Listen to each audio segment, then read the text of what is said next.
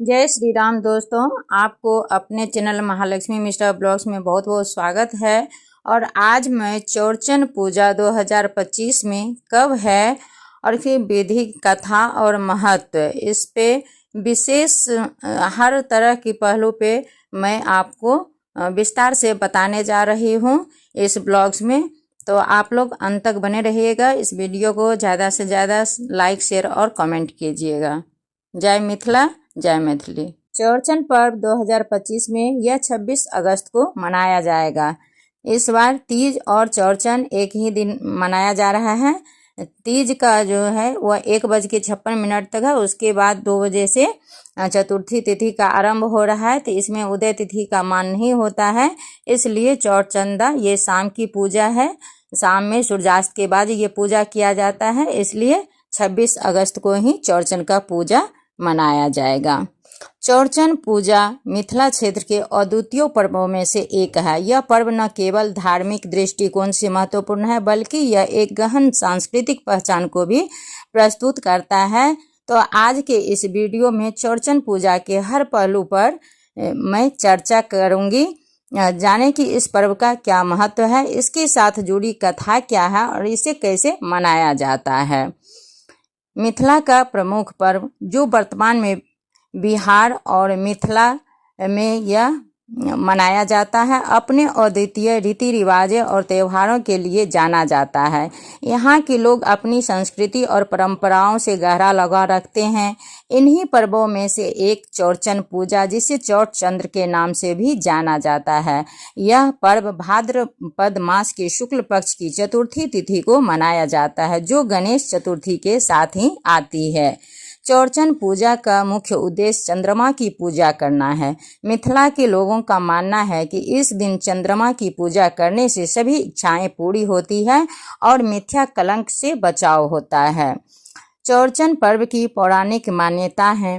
चौरचन पूजा से जुड़ी हुई पौराणिक कथा बहुत ही रोचक और शिक्षाप्रद है। इसके अनुसार एक बार गणेश भगवान अपने वाहन मूषक पर सवार होकर जा रहे थे। तभी मूषक अचानक रास्ते में गिर पड़ा और भगवान गणेश भी नीचे गिर गए। इस दृश्य को देखकर चंद्रमा हंस पड़ा, जिससे गणेश भगवान क्रोधित हो गए और उन्हें चंद्रमा को श्राप दिया कि आज से तुम्हारा रूप कलंकित होगा और जो तुम्हें इस दिन देखेगा उसे भी मिथ्या कलंक लगेगा। हालांकि बाद में चंद्रमा ने भगवान गणेश से माफी मांगी और उनकी पूजा की। गणेश जी ने चंद्रमा को क्षमा कर दिया, लेकिन श्राप को पूरी तरह समाप्त नहीं किया। उन्होंने कहा कि जो व्यक्ति भाद्र शुक्ल पक्ष की चतुर्थी के दिन चंद्रमा की पूजा करेगा, उन्हें कलंक नहीं लगेगा। चौरचन पूजा की विधि। चौरचन पूजा विशेष रूप से सूर्यास्त के बाद की जाती है। यह पूजा विधि बहुत ही सरल है, लेकिन इससे जो शुद्धता और श्रद्धा चाहिए होती है वह इससे विशेष बनाती है। तो आइए जानते हैं कि इस पूजा को कैसे किया जाता है।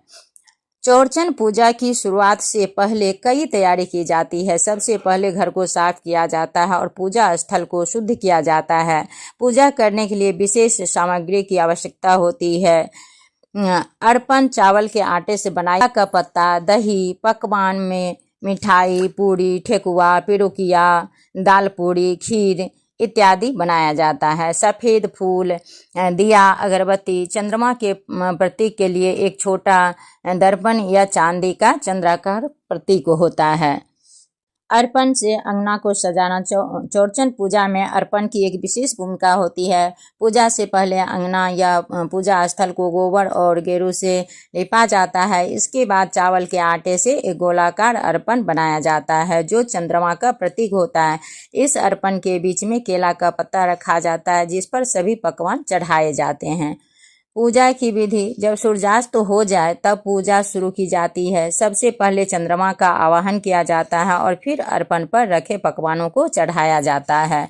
पूजा के दौरान सफ़ेद फूल और अगरबत्ती का उपयोग किया जाता है। पूजा करने वाले व्यक्ति को पश्चिम दिशा की ओर मुख करके पूजा करनी चाहिए। सिंह प्रसेन मंत्र का जाप करते हुए चंद्रमा की पूजा की जाती है। इस मंत्र का महत्व यही है कि इसे चंद्रमा के दर्शन करने से कोई दोष नहीं लगता। प्रत्येक व्यक्ति एक एक फल हाथ में लेकर दधि शंख तुषाराभ्य मंत्र पढ़ते हुए चंद्रमा की ओर प्रणाम करता है। अंत में सभी प्रसाद ग्रहण करते हैं और पूजा समाप्त होती है।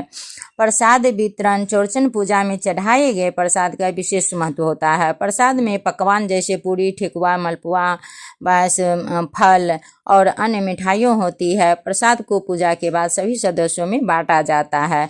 मिथिला की इस परंपरा में खास तौर पर पकवान का आनंद लिया जाता है। चंद्रमा की पूजा का महत्व।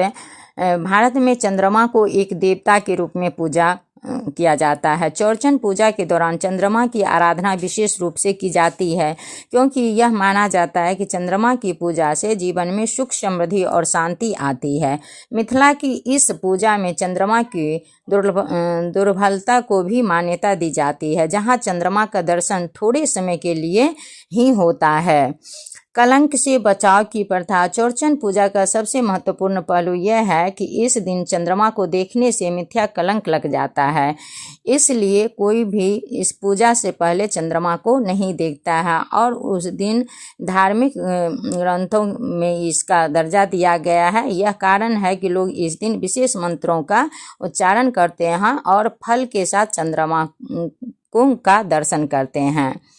चौरचन पूजा के समय पूरा परिवार एकत्रित होता है। इस पर्व के दौरान परिवार के सभी सदस्य मिलजुल कर पूजा करते हैं और एक साथ प्रसाद का आनंद लेते हैं। यह पूजा पारिवारिक सौहार्द और एकता का प्रतीक है, जहां सभी लोग मिलकर खुशियां मनाते हैं। गणेश और चंद्रमा की कथा। यह कथा चौरचन पूजा के महत्व को और बढ़ा देती है। इस कथा के अनुसार जब चंद्रमा ने गणेश जी का अपमान किया था, तब भगवान गणेश ने उन्हें श्राप दिया, लेकिन जब चंद्रमा ने गणेश जी की पूजा की तो भगवान ने उन्हें माफ कर दिया। इस कथा से हमें यह शिक्षा मिलती है कि अहंकार से बचना चाहिए और अपने कर्मों का फल अवश्य भोगना पड़ता है। चंद्रमा की आराधना से पूर्ण होती है इच्छाएं। ऐसा माना जाता है कि जो व्यक्ति चौरचन के दिन चंद्रमा की पूजा करता है और सही विधि से मंत्रों का उच्चारण करता है, उनकी सभी इच्छाएं पूरी होती है। मिथिलांचल के कई परिवारों में यह मान्यता है कि इस पूजा के बाद उन्हें संतान सुख और अन्य मनोकामनाएं भी प्राप्त होती है। चौरचन पूजा न केवल धार्मिक दृष्टिकोण से महत्वपूर्ण है, बल्कि यह समाज में एकता और सामूहिकता को भी बढ़ावा देती है। इस पूजा के दौरान सभी लोग मिलकर व्रत करता है, पकवान बनाते हैं और पूजा करते हैं। समाज में इस पर्व के कारण आपसी प्रेम और सहयोग बढ़ता है। धार्मिक आस्थाओं का प्रतीक है, जहां लोग अपनी आस्थाओं और विश्वासों को प्रकट करते हैं। मिथिलांचल के लोग इस पूजा में अपनी गहरी आस्था रखते हैं और इसे बड़े उत्साह के साथ मनाते हैं।